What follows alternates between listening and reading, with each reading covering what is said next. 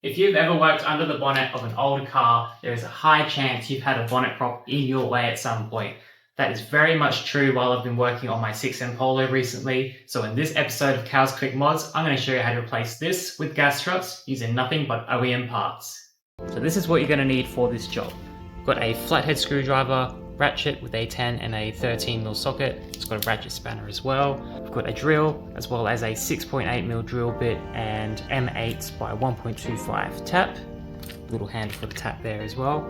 And of course, the gas struts.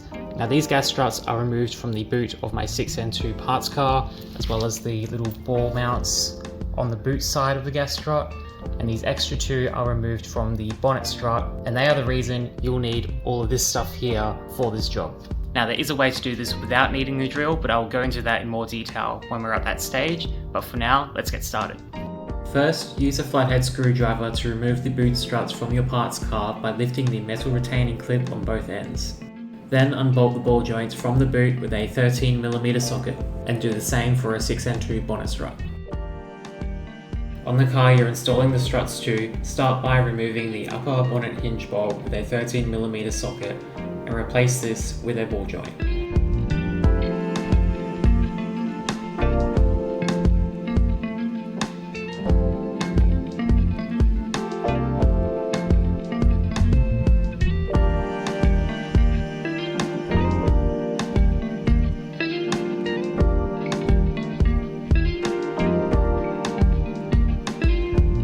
Next, remove the fender bolt that is second from the front using a 10mm socket.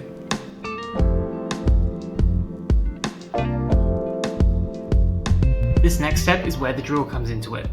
You can probably see that the fender bolt and the strut mount do not have the same size thread, and one option to avoid drilling into your car is to purchase some of these with the same size thread as your fender bolts, and that way it's reversible and you don't have to drill anything out. But the way I'm going to show you today is by drilling out the hole, tapping it to the same thread size as these original ones, and making it work from there. To do this, start by drilling out the hole with a 6.8mm drill bit. Then tap an M8 by 1.25 thread into the hole.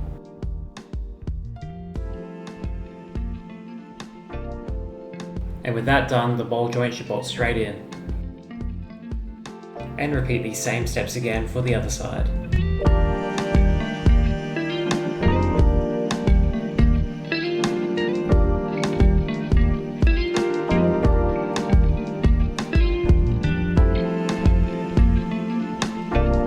It's also worth noting that one of the ball joints on a 6N2 bonnet strut is the slightest bit longer and requires a 12.30mm socket or spanner instead of a 6-point. Install the gas struts by simply pushing them onto the ball joints.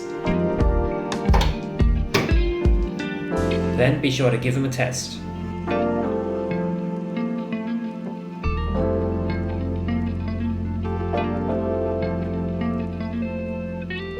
And now is the most important step, removing that horrible bonnet prop and putting it to good use on the floor.